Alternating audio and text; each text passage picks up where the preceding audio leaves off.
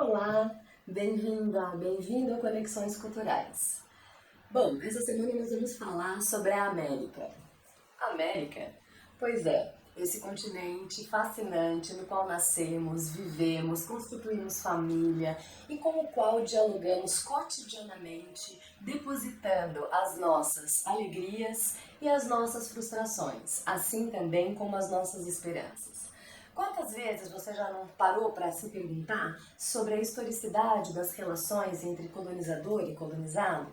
Quantas vezes você, no seu cotidiano, já não parou para perceber muitos e muitos resquícios dessas relações que, de fato, acabam perpassando os problemas tão marcados nesse nosso continente, sobretudo a América Latina, que são as profundas desigualdades sociais?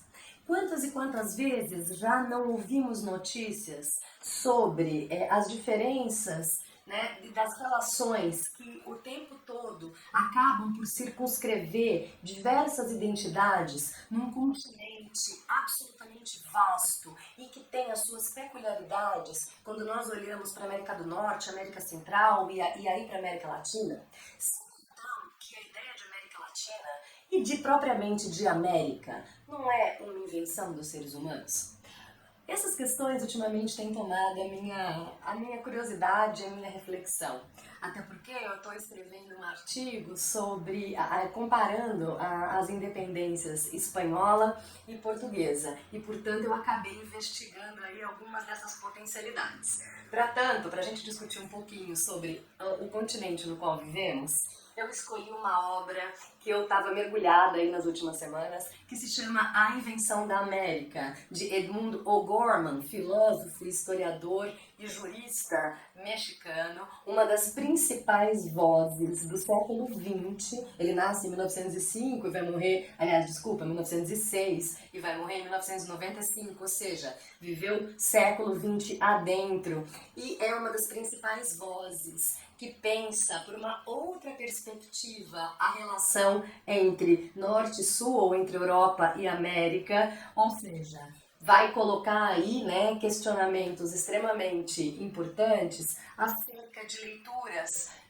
secularmente consagradas dentro da historiografia e dentro da literatura que, né, mapeia para nós as questões de uma visão eurocêntrica acerca das relações entre autóctones e colonizadores, ou em outras palavras, entre aquilo que os europeus acabaram por chamar de índios, né, ou indígenas, e os, né, senhores da colonização, né, que são os espanhóis, os portugueses. Bom, então eu vou contar um pouquinho para vocês sobre essa obra e o quão importante ela foi ao longo do século XX para começar a desdobrar outras leituras também importantes e que hoje acabam, né, estando muito em voga dentro do mundo acadêmico, mas não só, mas também dentro da sociedade civil, que é a questão da gente já não ter uma leitura única sobre a nossa historicidade, mas leituras múltiplas que coloquem no centro do debate e da discussão a perspectiva da agência de outros atores em pé de igualdade com os europeus e os colonizadores. Ou seja, a sociedade, né, civil, nós, não é? Os descendentes dos indígenas, os descendentes, né, a população afro-brasileira, em suma, a população americana que não diretamente fosse descendente dos europeus que vão, né, formar aí todo, né, ter um projeto de colonização e conquistar de maneira violenta e à força em muitos sentidos, que quando a gente para pensar nos sentidos do próprio domínio da terra, mas não só do domínio da terra, também, né, das questões culturais e que vão aí trazendo embates e mapeando a formação das identidades a partir de perspectivas também muitas vezes mestiças. Mas mais do que entrar nesses outros debates e talvez até na relação, né, do porquê que a América se chama América e qual é essa identidade que acaba por nos constituir como americanos ou latino-americanos, e isso tem uma questão política, mas que eu vou falar com vocês em outro vídeo, também vai aí colocando para nós desafios e circunscrevendo também figuras que foram historicamente renomadas, né, cristalizadas como personagens de importância incontornável para nós.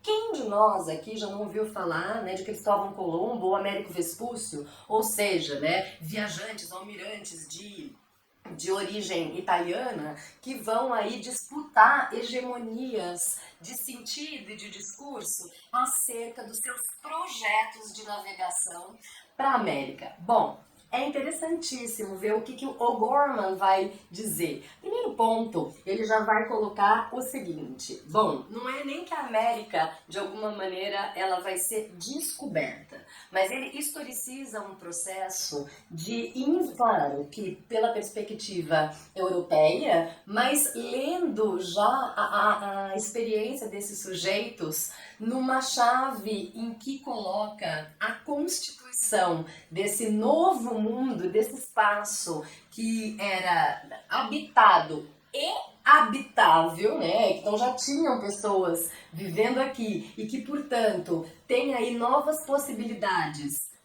de vida e de domínio dessas vidas e de projetos que, como um outro historiador vai trabalhar, né, o projeto de mundialização, que é o Serge Gruzinski, que coloca sobre que as 4 partes do mundo, ou seja, a coroa, né, as coroas ibéricas, pensando aí, né, num expansionismo de um projeto que é colonizador, mas que também pensa pela perspectiva, né, da catequização e o quão forte esse projeto vai acabar por né, estender, né, os seus tentáculos para os diferentes sujeitos. Bom, eu tô falando muito e não chego onde eu gostaria de chegar, desculpa, gente, mas é que é tanta coisa interessante que a gente acaba dando voltas. Voltando aqui, eu queria falar um pouquinho, primeira coisa que eu acho que é bem legal, quanto que nós, hoje em dia, ficamos surpreendidos quando a gente vê uma notícia, por exemplo, de conquistas do homem para fora da Terra, né? Então, né, as conquistas dos astronautas e em que medida também descobrir possibilidades de vida fora da Terra nos fascina.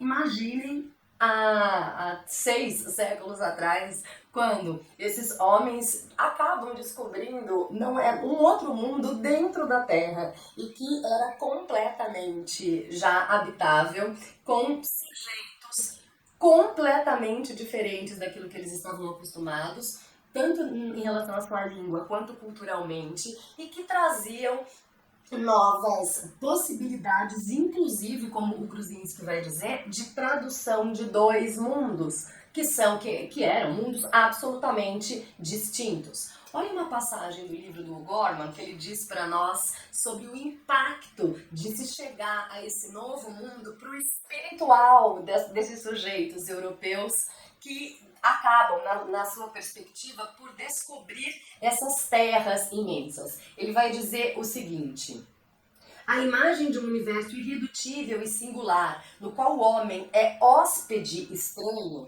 inquilino de uma ilha que não deveria existir e onde, prisioneiro, vive na eterna condição de servo temeroso e agressivo e agradecido. Mas eis que um homem cruzou o oceano, né?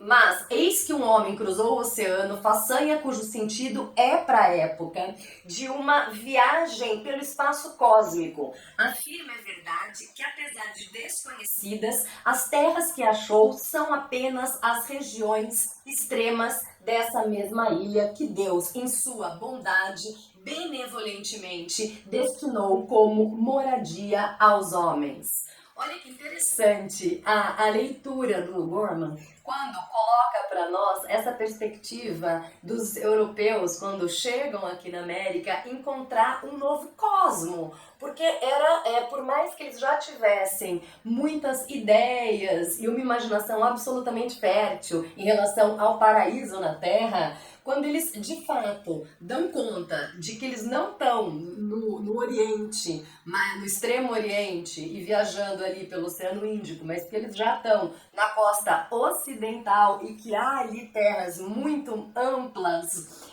o impacto é fortíssimo. É um dos grandes acontecimentos da história da humanidade. Né? O Cristóvão Colombo vai morrer tendo a certeza de que ele chegou nas Índias e não na América. Ele faz 4 viagens, ele vai navegar por Cuba, né? E vai dizer, né, o tempo inteiro ele nunca vai achar que Cuba era uma ilha, mas ele vai dizer que são terras firmes e que em algum momento ele tá ali para se colocar como, aliás, não é que ele está ali para se colocar, ele se coloca como um homem que já tinha uma visão a priori daquilo que ele gostaria de ver. E ao mesmo tempo, o Américo Vespúcio já tem a visão um pouco mais invertida. Ele tem um olhar mais moderno, porque ele vai conceber aquilo que ele experiencia, a experiência dele como almirante, de navegador, e que vai, né, adentrar aí América adentro, é uma leitura a posteriori. Por mais que ambos pensem, né, e aceitem que haja, né, que exista um novo mundo, cada um vê pelas suas lentes. Enquanto Cristóvão Colombo vai olhar ainda com uma mentalidade muito mais tradicional e voltada para o mundo medieval, o Américo Vespúcio já tem um espírito muito mais moderno e, de fato, mais aberto às novidades que mudam completamente o cenário das experiências humanas, seja na Europa, seja na América. Como diz o O'Gorman, não é à toa e não é nem injusto que o nosso continente América, em homenagem a Américo Vespúcio. Eu vou deixar as referências aí para vocês na descrição do vídeo e com algumas sugestões de leitura para além desse livro, para quem quiser se aprofundar na temática. Espero que vocês tenham gostado, deixem aí seus comentários. Um beijo e um ótimo final de semana. Até sexta da semana que vem.